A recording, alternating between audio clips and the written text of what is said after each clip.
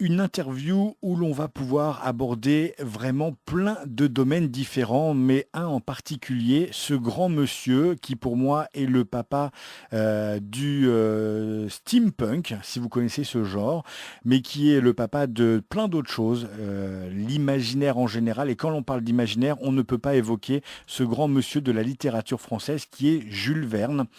Pourquoi on va parler de Jules Verne? Figurez-vous qu'un énorme livre est paru en fin d'année 2007 chez Michel Lafon, une biographie de Jules Verne écrite par Rémi Guérin. Et c'est avec Rémi Guérin himself que nous allons en parler. Bonjour Rémi. Bonjour. Alors, avant de parler de Jules Verne, il va sûrement y avoir plein de choses à dire. On ne pourra pas tout dire parce qu'il faudra inviter les gens à lire ce superbe livre donc paru chez Michel Lafon. On va s'intéresser à vous. Rémi Guérin, ça n'a jamais été des biographies, c'est plutôt de la BD en général. Ah, ça a même toujours été de la bande dessinée, M- avec quelques autres supports, mais effectivement la biographie c'est une première pour le coup. Ouais. Mais pas que, parce que si on regarde un peu votre biographie, avant d'arriver dans la BD, vous avez travaillé sur d'autres supports. Je lis que vous avez travaillé pour la marque à la pomme aussi. Oui, oui, j'ai travaillé pour la marque à la pomme effectivement pendant quelques années, où j'avais, on va dire, un travail plus, comment dire ça, conventionnel, mais qui était passionnant. J'ai fait ça pendant effectivement quelques années, à moitié, en partie aux États-Unis, en partie en France. Et c'était passionnant. Et puis, en parallèle, j'étais aussi auteur de bande dessinée, parce que ça doit faire 11 ans que je fais de la bande dessinée. Et puis, à un moment donné, il a fallu choisir. Il a fallu choisir entre mes deux vies, celle d'auteur de BD et celle de manager. Et puis, finalement, j'ai choisi, je crois que j'ai choisi celle qui me ressemblait le plus, ou en tout cas qui me plaisait le plus. Parce que là, il s'agit bien de plaisir, hein, quand je parle d'écriture en ce qui me concerne. Et puis, c'est là que j'ai eu l'opportunité d'écrire effectivement, de continuer à écrire de la bande dessinée déjà, mais aussi de tester des nouveaux supports. J'ai notamment scénarisé un jeu vidéo, j'ai eu l'occasion de faire ce livre sur Jules Verne aussi. Il y a, et puis je travaille un petit peu sur des dessins animés en ce moment. Donc ouais, il y a plein de choses qui se font et qui sont en train de se faire et qui sont liées à l'écriture et j'en suis très heureux. Le transmédia est présent hein, dans votre vie, on va en reparler avec les Termites Factory. Le Mhm. tout début, qu'est-ce qui vous a donné envie d'écrire? Ah, alors c'est une excellente question. Je crois qu'au début, j'avais pas spécialement envie d'écrire, mais en revanche, j'ai toujours eu le goût de raconter des histoires. Donc je suis quand même plutôt connu pour être un raconteur d'histoires, et de préférence des histoires qui font peur. C'était ma spécialité, la fameuse histoire au coin du feu le soir. Et puis finalement, c'est ce goût et cette passion qui, lors d'une soirée, alors pour avoir le contexte précis, lors d'une soirée avec Éric Corberan, qui est un très grand scénariste de bande dessinée, il y a fort longtemps, il doit y avoir 12 ans maintenant, en arrière, j'ai pris le temps de lui raconter des histoires à ma manière, donc des légendes urbaines, en espérant que j'arriverais à, au minimum, le faire frissonner, voire lui faire peur. Et ça lui a tellement plu que la discussion s'est conclue par viens, on en fait une BD. Et c'est comme ça que je suis rentré dans la bande dessinée et que du coup l'écriture est rentrée dans ma vie. Mais j'ai plutôt une tradition dans ma manière de dire les choses. Je suis plutôt une tradition orale quand même qu'écrite au départ. Alors ça a donné les véritables légendes urbaines chez Dargaud, et puis après on peut Absolument. travailler, on peut parler de votre travail chez Soleil avec Explorer, on ne peut pas Ouais. ne pas parler de Kookaburra, une série pour laquelle vous avez travaillé. Alors pour Kookaburra Universe, Oui, tout à fait. Pour Kookaburra Universe, j'ai fait les tomes 15 et 16, qui sont les deux derniers tomes de la série Kookaburra Universe, et que j'ai, sous la supervision et direction de mon ami, et néanmoins associé en plus, Nicolas Bitric, et puis avec Sébastien Damour au dessin, avec qui ça s'est très bien passé, et avec qui d'ailleurs on a enchaîné une série de western. On a 4 tomes d'une série qui s'appelle Pinkerton chez Glénat, juste après. il y a City Hall chez Ankama, et là encore Ouais. on peut parler de transmédia puisque un jeu de rôle est issu de cet univers. Voilà, plein de choses pour vous. Et puis, il y a les Termites Factory. Alors ça, c'est quelque chose qui me tenait vraiment à cœur de parler parce que du coup, là, on évoque le transmédia pur. Plusieurs personnes issues de divers univers qui s'associent pour proposer quelque chose de formidable. C'est ça. En fait, l'idée, on s'est associé à plusieurs auteurs. Alors effectivement, il y a des auteurs de jeux vidéo, de romans, de bandes dessinées et de dessins animés au départ de cette aventure. Et l'idée, c'était de se dire, essayons de voir s'il n'existe pas une manière à la fois marier notre envie d'écrire et nos réseaux pour créer un ou des univers qui se déclineraient sur l'ensemble de ces médias, là où aujourd'hui, quand on signe une bande dessinée, en général, on ne signe qu'une bande dessinée. Donc, et nous, on avait envie d'un peu plus. On avait envie de se faire plaisir en imaginant que telle histoire ou tel univers pourrait voir le jour en jeu de société, ou pourquoi pas rêver à en faire un film ou un dessin animé, ou imaginer une série de romans dérivés d'eux. Enfin voilà, c'était. Et pour ça, il n'y avait pas d'autre solution que de tenter l'aventure nous-mêmes. C'est pas le travail des éditeurs de bande dessinée aujourd'hui, et je le comprends, c'est pas une critique, mais ils ont déjà beaucoup de boulot à faire le leur. Et nous, on a plus de temps à consacrer au développement de notre univers, c'est normal. Dans une maison d'édition, vous avez des centaines de titres qui se disputent la première place et de l'attention. Et il faut y consacrer un petit peu d'attention à chacun. Là où nous, quand on développe un titre, on peut y consacrer toute notre attention et pendant des semaines si ça nous chante. Donc c'était l'objectif. Ouais. Alors ça a donné Daryl Ouvremonde, un super Oui. roman écrit par Olivier Perru. On a eu aussi un jeu de société autour de vieux jeux celtes et la légende arthurienne. Et puis il y a quelques projets en préparation autour de Cthulhu aussi. On aperçoit depuis quelques jours maintenant le projet de Olivier Mitric, c'est ça, autour d'un produit celte. De Nicolas Métric. Nicolas Mitric, pardon. Ouais, Ouais. Ouais. La Bretagne a l'air de plus en plus présente dans les produits que vous proposez. Alors pas pour Euh, Toulouse peut-être, mais non, pour Toulouse, non, mais effectivement, c'est le cas. Je pense qu'il y a une volonté commune. Déjà, on partage tous, tous les trois, que ce soit Olivier Perru, Nicolas Métric ou moi, au minimum un attrait, voire un amour de la Bretagne. On a tous choisi de venir s'installer ici, alors que c'était pas notre région d'origine. Et puis c'est vrai que moi, ma femme est bretonne. Et du coup, on passe notre temps libre en Bretagne, mais à la pointe de Bretagne, là, sur la presqu'île de Crozon. Et c'est là-bas qu'est née d'ailleurs l'idée des jeux celtiques. C'est intimement lié à une trace archéologique qu'on a retrouvée dans l'ancienne abbaye de Landévennec à la pointe de Bretagne. Enfin bref, il y a plein de choses comme ça qui font qu'à un moment donné, on s'est rendu compte spontanément que oui, on dérivait de plus en plus vers la Bretagne, et en même temps, ça fait partie de ce qu'on aime, et en même temps, les mythes et légendes bretons sont extraordinaires et extrêmement riches, et en même temps, la région dans laquelle on vit est magnifique, et puis ça s'est fait sans calcul, en fait, ça s'est fait tout à fait naturellement. On a eu envie de faire ça, et puis effectivement, on a pris une direction qui est celle-ci, mais alors qu'on ne regrette pas une seconde. Bretagne, terre de légende. Est-ce que Ouais. ça a un lien aussi avec Jules Verne? Parce que du coup, Jules Verne, la ville de Nantes, ou est-ce que Jules Verne, pour vous, c'est encore plus lointain? Non, Jules Verne, c'est beaucoup plus lointain pour moi. D'ailleurs, tout à l'heure, vous avez évoqué Explorers, qui est la première série que j'ai scénarisée chez Soleil en solo. Avant, je co-écrivais avec Eric Corberan sur les légendes urbaines, mais ça, c'était ma première série solo. Et dans cette série, Jules Verne, le Capitaine Nemo et 20 minutes sur les mers sont déjà très très présents, puisque il y a un album entier qui est consacré. Ensuite, avec Guillaume Lapère, qui va dessiner Explorers, nous avons fait City Hall, qui est un manga qui est paru chez Ankama, qui a eu 7 tomes, et une très très belle vie, et qui continue d'ailleurs de vivre encore, puisqu'il est traduit en espagnol, il sort en avril en italien et en fin d'année en allemand. C'est les histoires, alors c'est pour le coup une vraie histoire steampunk, dont le héros se trouve être Jules Verne. Donc je crois qu'il y a toujours eu du Jules Verne dans ce que j'écrivais, toujours. Et est-ce que ça fait partie aussi de vos premières lectures? Enfin, pour moi, qui ai découvert la lecture avec Tolkien et Jules Verne, je me dis que quand on est enfant, découvrir Jules Verne, c'est un peu merveilleux. Est-ce que ça a été le cas aussi pour vous? Oui, c'est le cas. Alors je saurais pas dire avec certitude que ce sont mes premières lectures, mais j'ai toujours beaucoup lu et très tôt et beaucoup de choses. Mais ce qui est sûr, c'est que si j'ai pas commencé par ça, c'est en tout cas parmi les lectures qui m'ont procuré le plus d'émoi, on peut dire. Et du coup, j'en garde un souvenir très fort.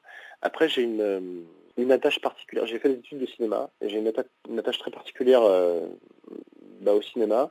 Et puis, il y a beaucoup, beaucoup, beaucoup de Jules Verne adaptés au cinéma, beaucoup de vieux films aussi, comme moi je les aime.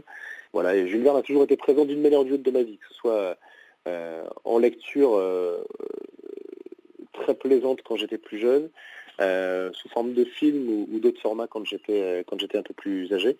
Et puis finalement, il fait partie de ma vie. Et c'est sûr qu'après, arrivé à Nantes, il est dur de se promener dans Nantes sans évoquer Jules Verne, sans le voir, ou au minimum voir ce qu'il a influencé, ce qu'il a inspiré. Enfin, je sais pas, l'attraction la plus importante de Nantes aujourd'hui, qui est une attraction reconnue mondialement, c'est l'éléphant mécanique qui circule sur les machines, enfin sur l'île de Nantes, là où moi j'habite d'ailleurs, j'habite sur l'île de Nantes. C'est ouvertement inspiré et assumé d'ailleurs des univers verniens. Je vis dans la ville de Jules Verne, enfin une des 2 villes de Jules Verne. On ne peut pas enlever à Amiens d'être aussi la ville de Jules Verne. Est-ce que ça voulait dire qu'il fallait absolument passer par la biographie? Comment vous êtes venu l'idée? Est-ce que c'est une commande, ce livre sur Jules Verne? Non, alors c'est pas une commande du tout. On était en contact avec Michel Lafon pour une raison bien particulière qui était que Michel Lafon souhaitait acquérir les droits du roman d'Harry Louvre-Monde, ce qui est le cas aujourd'hui puisque le roman est sorti chez eux. C'est moi qui leur ai proposé ce beau livre sur Jules Verne. Je ne sais pas si c'était une étape obligatoire, la biographie, mais alors ce qui m'intéresse dans l'écriture, c'est d'abord et surtout d'expérimenter des méthodes d'écriture ou des styles ou des techniques d'écriture que je ne connais pas. La BD, j'en fais depuis 11 ans, ça me plaît énormément, je vais continuer à en faire. Et puis avec le temps, j'ai identifié les genres qui ne me plaisaient pas, ou dans lesquels moi j'étais pas à l'aise.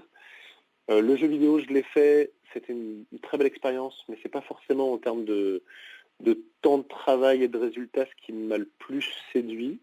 Le roman, j'ai pas encore fait. Le jeu de société, j'ai fait. Le dessin animé aussi. Et j'avoue que je ne m'étais jamais penché sur un livre à vocation un peu plus scientifique ou technique, avec tout ce que ça nécessite d'apprentissage en termes d'écriture. Et j'en étais très très loin. Moi, je suis très dans le divertissement. Donc ce livre-là, pour moi, ça a été à la fois un bonheur à écrire et une douleur à écrire, parce que j'ai dû beaucoup me remettre en question. Et puis je l'ai co-réalisé avec ma femme, qui elle s'est occupée de toutes les parties recherche iconographique, photo, documentation, etc. sur la base de mon texte, et qui est une chercheuse. Et pour le coup, elle a l'habitude d'écrire ce genre de texte. Je me suis pris énormément, et j'ai reçu énormément de critiques qui étaient justifiées, et je la remercie pour ça, parce que elle a été intransigeante voilà, c'était une super expérience. J'avais envie de la vivre et surtout j'avais envie parce qu'au fur et à mesure des histoires que j'ai pu écrire, j'ai beaucoup appris de choses sur Jules Verne. C'est l'un des héros d'une de mes BD, donc je m'étais un peu documenté sur lui et j'avais découvert des choses tout à fait étonnantes. Alors on a de la chance, Jules Verne est quelqu'un qui écrivait beaucoup et pas uniquement des romans, mais il écrivait aussi beaucoup de lettres à sa mère, à son éditeur, à tout un tas de gens, à d'autres auteurs. Et donc il y a énormément de traces de sa personnalité, de qui il était. Et moi j'avais lu beaucoup de choses sur l'œuvre de Jules Verne, et il y a beaucoup de choses à dire, et il y a encore beaucoup de choses à dire, mais j'avais pas lu tant de choses que ça sur qui il était, et comment la personne qu'il était, et on va dire les accidents et les bonheurs de sa vie avaient influencé son écriture, et c'est ça qui m'intéressait. J'aime bien les petites anecdotes. Et du coup c'est ce que j'avais envie de raconter. Donc, puis Michel Lafon a été séduit par l'idée, et puis on a fait ce livre aujourd'hui qui est sorti effectivement en novembre 2017. Et voilà, j'en suis très très fier. Alors c'est un énorme bouquin, c'est pas un livre de poche, hein. Je sais pas combien ça pèse, mais c'est un énorme bouquin, format presque A3. On est proche de ça. Ouais, ça doit faire dans les 5 kilos. Le texte n'est pas ce qu'il y a de plus, c'est ça qui est agréable, hein. Je vais commencer par vous faire plein de compliments parce que moi j'avais jamais lu de biographie et du coup c'est très plaisant à lire parce que on n'est pas asséné par plein de choses.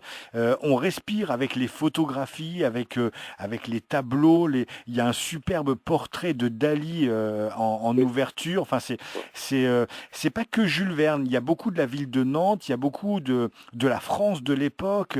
Il y a ces relations qu'elles soient tumultueuses avec les personnes qui l'entouraient. Enfin, c'est vraiment un personnage qui est agréable à découvrir. Je suis entièrement d'accord et moi j'avais aussi besoin, c'est ma manière à moi de transmettre les choses, hein, mais c'est mon côté saltimbanque, sans que ce soit péjoratif.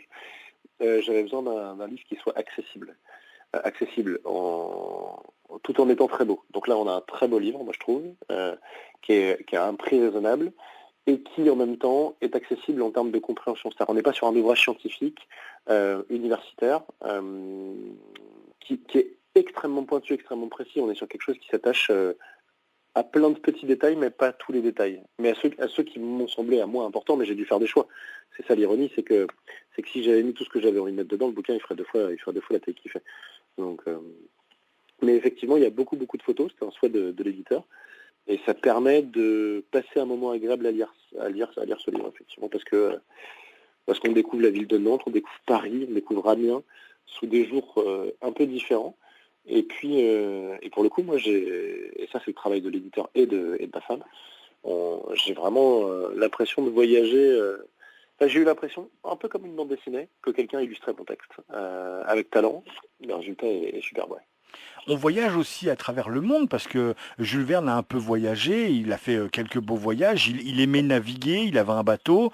Euh, c'est vraiment quelque chose, et comme je vous le disais, écrit bizarrement pour un livre puisque on peut soit décider de le lire du début à la fin et apprendre plein de choses, mais il est écrit de telle façon qu'on peut prendre n'importe quel chapitre, on va apprendre quelque chose, revenir en arrière. Enfin, vous avez découpé le livre qui fait qu'on peut le prendre à n'importe quel endroit. Ouais, alors c'était volontaire. Merci je prends ça comme un compliment parce que c'était volontaire.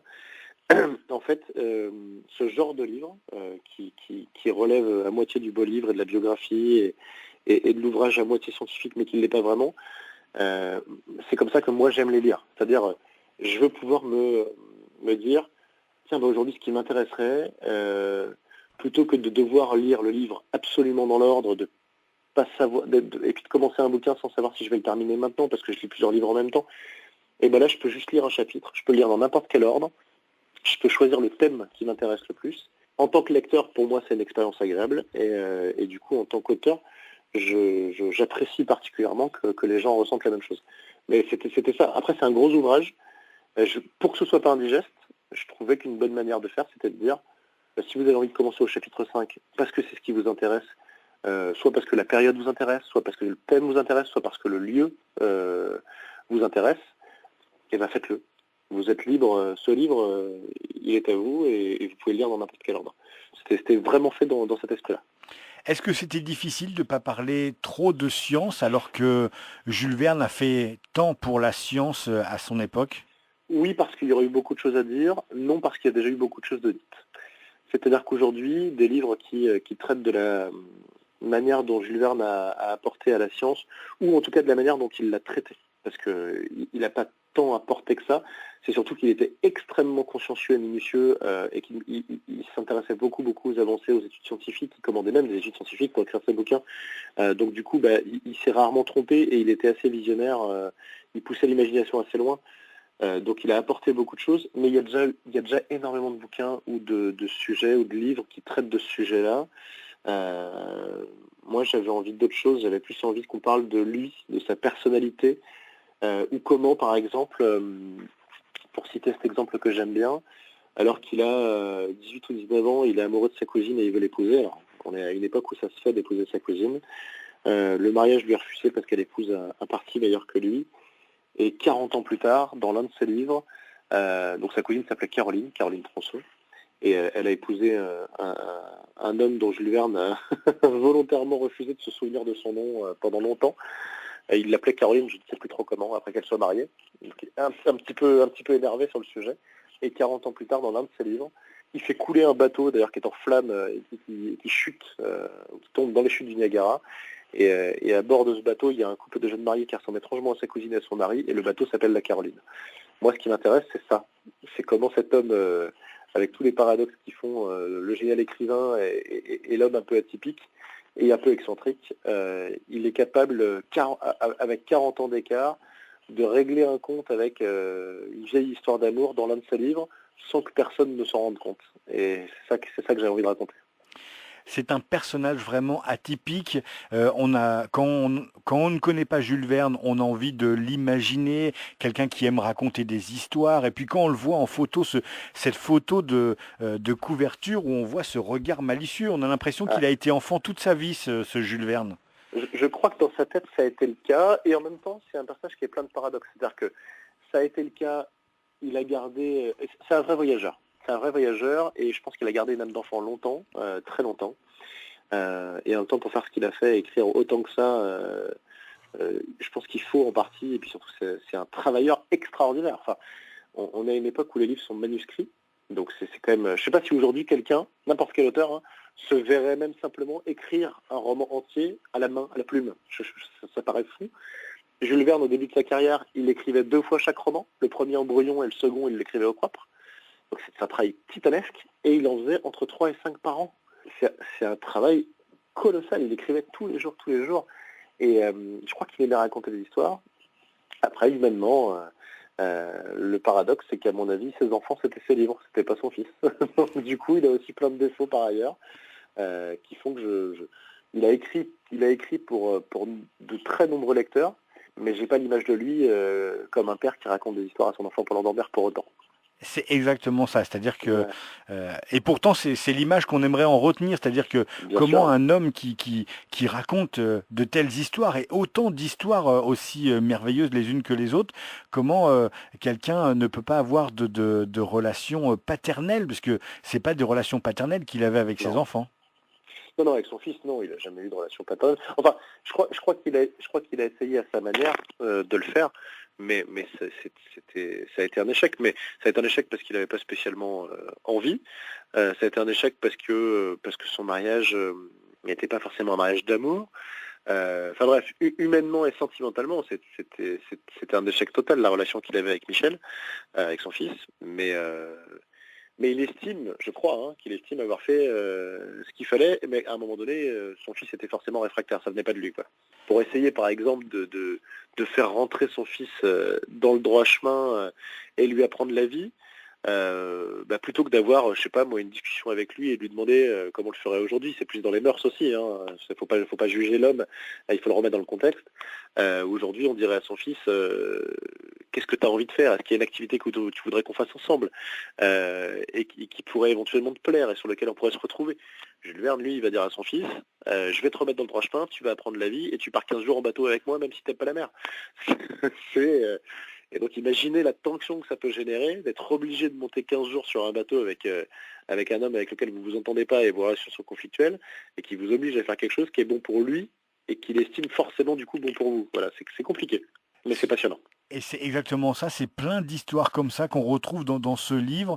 Le choix des photos aussi a dû être titanesque parce que entre les illustrations des livres, entre ce qui se faisait à l'époque, parce que c'était même la naissance de la photo, le travail d'écriture mais de partage de la photo, comment on vit ça pour l'écriture d'un livre? Et ben en fait, pour être tout à fait sincère, je me suis reposé donc sur ma femme, et c'est elle qui a tout géré parce que il y avait tellement de documentation.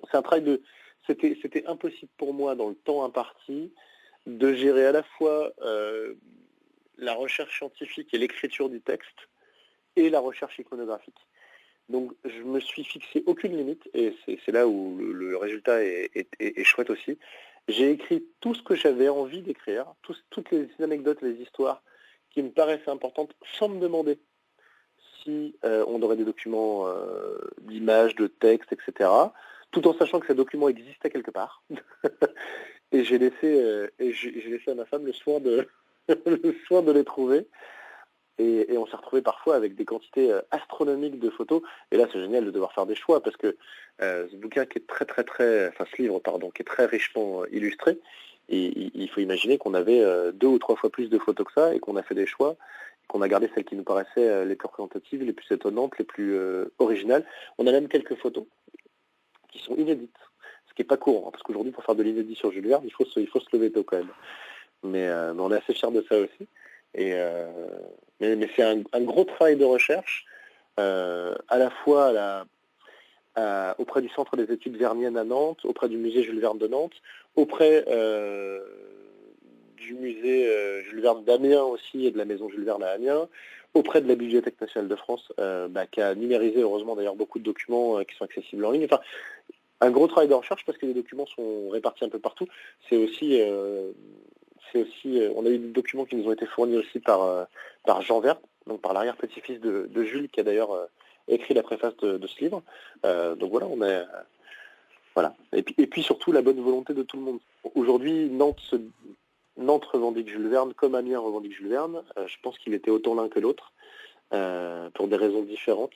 Et on a eu la chance de pouvoir avoir accès aux archives des deux villes et que tout le monde ait très envie de faire ce livre et qu'il y ait une bonne volonté de part et d'autre et une liberté totale de choix des images et d'illustration. Et ça pour le coup, c'est une vraie chance. Je vous l'avais dit en privé, cette biographie m'a fait rendre compte que je n'avais lu qu'une seule fois 20 000 lieues sous les mers de Jules Verne.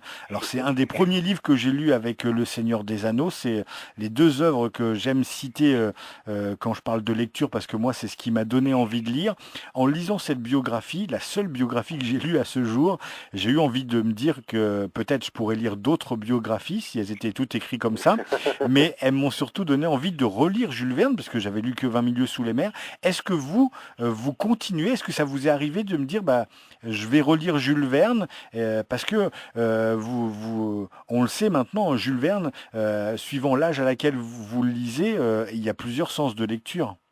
Oui, alors je me suis posé, en fait, je me suis fait la même réflexion en écrivant le livre. Je me suis dit, notamment en ce qui concerne le voyage de la Terre à la Lune, j'ai réécrit donc un petit résumé du livre et je me suis dit, mais il y a des petits détails, des petits éléments comme ça dont je ne me souvenais pas du tout et qui me plaisent aujourd'hui et auxquels j'ai sûrement pas été sensible quand j'étais plus jeune et je le relirai bien.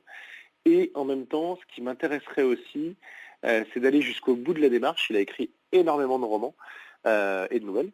Et je me suis rendu compte, moi, mais je le savais, cela dit, hein, c'était pas, mais qu'il y en avait quand même pas mal que j'avais pas lu. Je pense qu'il y en a peut-être une dizaine que j'ai pas lu. Et du coup, j'ai appris à les découvrir à travers l'écriture de ce livre. J'ai appris à comprendre c'était le sujet qui m'intéressait. Alors, j'étudiais pas son œuvre encore une fois, j'étudiais le personnage. J'ai appris comment, dans sa vie, il avait justement réglé des comptes ou suggéré des choses dans certains de ses livres que j'avais pas lus parce qu'il en ressentait le besoin. Et voilà, c'est ces livres-là que j'ai envie de lire pour l'instant là. Jules Verne, Testament d'un excentrique. C'est un livre qui est paru récemment, en fin d'année 2017, chez Michel Lafon. Alors, on vous prévient tout de suite, c'est un énorme livre, mais c'est un magnifique livre. C'est ça qu'il faut retenir, c'est que c'est du texte, vous allez voyager, vous allez découvrir forcément Jules Verne comme jamais vous l'avez découvert. Il y a de superbes dessins, il y a magnifique, tout est magnifique dans ce livre. Et puis, ça vous donnera sûrement, comme à moi, envie de relire Jules Verne, différemment sûrement, à travers ce livre. Merci beaucoup Rémi Guérin. Le prix c'est 35 euros. Pour un livre pareil, c'est cadeau presque, hein, je dirais, parce que il y a vraiment, c'est pas juste un livre, c'est vraiment un superbe objet, hein. Merci beaucoup. Et puis je suis ravi parce que l'objectif vraiment, c'est que les gens qui lisent ça, en dehors du plaisir qui pourraient prendre à le lire, se disent et si je me replongeais dans Jules Verne. Donc c'est le plus beau compliment qu'on m'ait fait. Donc merci beaucoup. Merci à vous Rémi Guérin. Jules Verne, Testament d'un excentrique, c'est chez Michel Lafon. Bonne continuation, à très bientôt. Merci beaucoup. Au revoir.